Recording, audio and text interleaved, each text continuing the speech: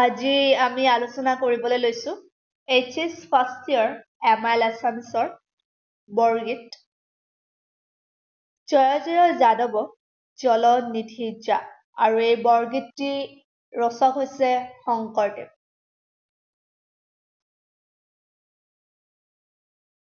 স্ক্ৰীনত তোমালোকে দেখা পাইছা পাঠভিত্তিক প্ৰশ্ন এইখিনি আৰু আমি এই ভিডিঅ'টিত কেৱল শৰ্ট প্ৰশ্নখিনিহে আলোচনা কৰিম। প্ৰথম প্ৰশ্নটি হৈছে শংকৰদেৱৰ প্ৰথম বৰগীত কোনটো? এইটো এটা খুবেই ইম্পৰ্টেণ্ট কুৱেশ্যন। শংকৰদেৱৰ প্ৰথম বৰগীত কোনটো? মানে শংকৰদেৱে প্ৰথম বৰগীত ৰচনা কোনটো কৰিছিল? তেওঁৰ প্ৰথম বৰগীত কোনটো আছিল? মন মেৰি ৰাম চৰণেহি লাগু। মন মেৰি ৰাম চৰণেহি লাগু বৰগীতটি শংকৰদেৱে প্ৰথম ৰচনা কৰিছিল। নেক্সট কুৱেশ্যনটি হৈছে শংকৰদেৱে সংস্কৃত ভাষাত ৰচনা কৰা পুথিখনৰ নাম কি? আমি সকলোৱে জানো শংকৰদেৱে ব্ৰজাৱলী ভাষাত ৰচনাসমূহ কৰিছিল। তেওঁৰ বৰগীত, নাটক, কাব্য, ভটিমা সকলো ৰচনা কৰিছিল ব্ৰজাৱলী ভাষাত। কাৰণ জেনেৰেল যিটো অসমীয়া ভাষা আছিল সেই অসমীয়া ভাষাত তেওঁ ৰচনা কৰা নাছিল, কাৰণ সাধাৰণ মানুহে হয়তো একচেপ্ট কৰিবলৈ, কাৰণ সাধাৰণ মানুহে জানিছিল যে বেদৰ ভাষা বা সংস্কৃত ভাষাৰেহে ভগৱানক শ্ৰদ্ধা কৰা হয় বা পূজা কৰা হয়, অৰ্চনা কৰা হয়। গতিকে সাধাৰণ জনগণে যাতে ভাষাৰ মৰ্যাদাটো বুজি পায় তাৰ বাবে তেওঁ ব্ৰজাৱলী ভাষা সৃষ্টি কৰিছিল। মৈথিলী, উৰিয়া, অসমীয়া, কামৰূপীয়া সকলোখিনি মিক্স কৰি এটা কৃত্ৰিম ভাষাৰ সৃষ্টি কৰিছিল ব্ৰজাৱলী, আৰু সেই ব্ৰজাৱলী ভাষাত তেওঁ ৰচনাসমূহ কৰিছিল। কিন্তু তেওঁ সংস্কৃত ভাষাত ভক্তি ৰত্নাকৰখন ৰচনা কৰিছিল। আৰু সেয়েহে প্ৰশ্নটি হৈছে শংকৰদেৱে সংস্কৃত ভাষাত ৰচনা কৰা পুথিখনৰ নাম কি? পুথিখনৰ নাম হৈছে ভক্তি ৰত্নাকৰ। নেক্সট প্ৰশ্নটি হৈছে শংকৰদেৱে কেইখন নাট ৰচনা কৰিছিল? ড্ৰামা, নাটক কেইখন ৰচনা কৰিছিল? 6খন। শংকৰদেৱে 6খন নাটক ৰচনা কৰিছিল। বৰগীতবোৰ কি ভাষাত ৰচিত? শংকৰদেৱে ৰচনা কৰা বৰগীতবোৰ কি ভাষাত ৰচিত? অলপ আগতে ক'লোৱে ব্ৰজাৱলী ভাষাত। ব্ৰজাৱলী ভাষাত তেওঁ বৰগীতসমূহ ৰচনা কৰিছিল। শংকৰদেৱৰ বৰগীতৰ প্ৰধান বক্তব্য কি? শংকৰদেৱৰ বৰগীতৰ প্ৰধান বক্তব্য হৈছে হৰি ভক্তিয়েহে জীৱক উদ্ধাৰ কৰিব পাৰে।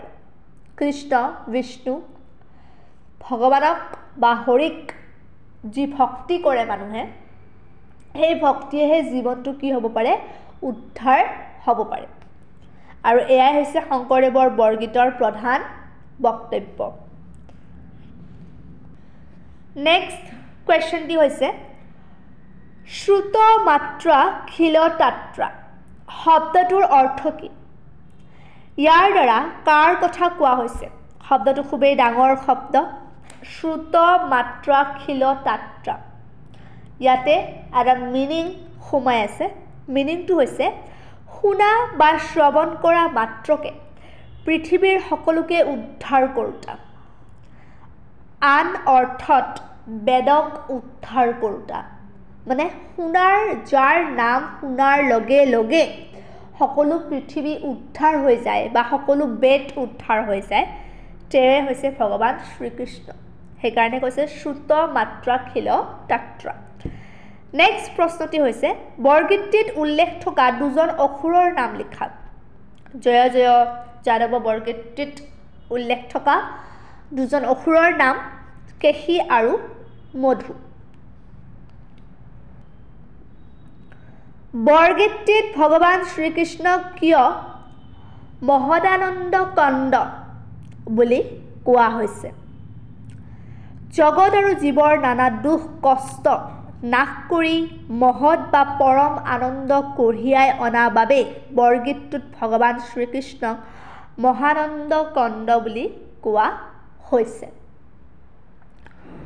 মানে জগত আৰু জীৱনৰ যিমান দুখ কষ্ট সকলোখিনি শেষ কৰি পৰম আনন্দ বা যিটো ফুল অফ হ্যাপিনেছ সেইটো ক'ত পোৱা যায়? ভগৱান শ্ৰীকৃষ্ণতে পোৱা যায়। আৰু সেই আনন্দ কঢ়িয়াই আনে শ্ৰীকৃষ্ণই, সেয়েহে তেওঁক মহাদানন্দ কন্দ বুলি কোৱা হৈছে। শ্ৰীকৃষ্ণই কোন অৱতাৰত কেনেদৰে বেদসমূহ উদ্ধাৰ কৰিছিল? শ্ৰীকৃষ্ণই মৎস্য অৱতাৰত প্ৰলয়ৰ মাজৰ পৰা 4 বেদ উদ্ধাৰ কৰিছিল। প্ৰলয় হৈছিলে আমাৰ হিন্দু শাস্ত্ৰ মতে, আৰু সেই প্ৰলয়ত কি হৈছিল? সকলোখিনি ডুবি গৈছিল। আৰু তেতিয়াই শ্ৰীকৃষ্ণই বা ভগৱান বিষ্ণুৱে মৎস্য অৱতাৰ ধৰিছিল আৰু ধৰি পেলাই বেদসমূহ উদ্ধাৰ কৰিছিল। নেক্সট প্ৰশ্নটি হৈছে বৰগীতটিত শ্ৰৱণ আৰু স্মৰণৰ মহিমা কবিয়ে কেনেদৰে প্ৰকাশ কৰিছে? কবি মানে শংকৰদেৱে, শ্ৰীমন্ত শংকৰদেৱে। বৰগীতটিত শ্ৰৱণ আৰু স্মৰণৰ মহিমা ব্যক্ত কৰি কোৱা হৈছে যে বিষ্ণু বা কৃষ্ণৰ নাম শ্ৰৱণ আৰু স্মৰণ কৰিলেই জীৱই সংসাৰ যন্ত্ৰণাৰ পৰা মুক্তি পায়। সংসাৰ যন্ত্ৰণা মানে এই যে মায়াৰে আবদ্ধ, মোৰ মা, মোৰ দেউতা, মোৰ ল'ৰা ছোৱালী, মোৰ ঘৈণী, মোৰ পতি, মোৰ সম্পত্তি, মোৰ গাড়ী, মোৰ ঘোঁৰা, মোৰ ঘৰ, এইবোৰ সকলো মায়া বুলি কৈছে শংকৰদেৱে। আৰু মৃত্যুৰ পিছত এই সকলো মায়া কি হৈ যায়? ইয়াতে ৰৈ যায়, কোনেও মৃত্যুৰ সময়ত কোনেও লৈ নাযায় লগত।